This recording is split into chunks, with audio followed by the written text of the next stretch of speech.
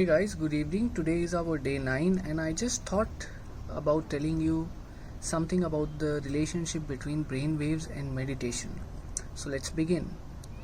So our brain actually operates in 5 type of waves which has got various frequency attached to it, and the scientists have studied that when we are doing our day-to-day work, like I am making a video and you are listening to it, we operate in gamma zone, which has got brain frequency greater than 35 hertz.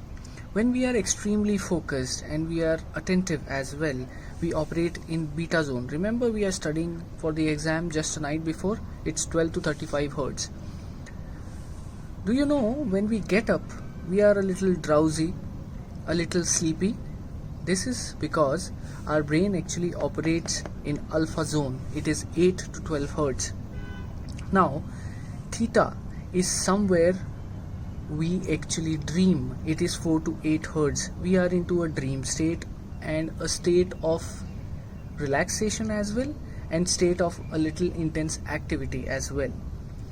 Now, delta is the zone where we go into the deepest sleep, and it is also the zone when your brain is involved in deeper meditations.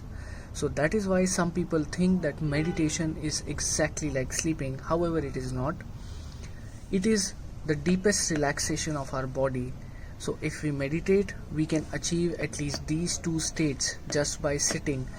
It doesn't mean that we can let go of sleep and keep operating in theta and delta.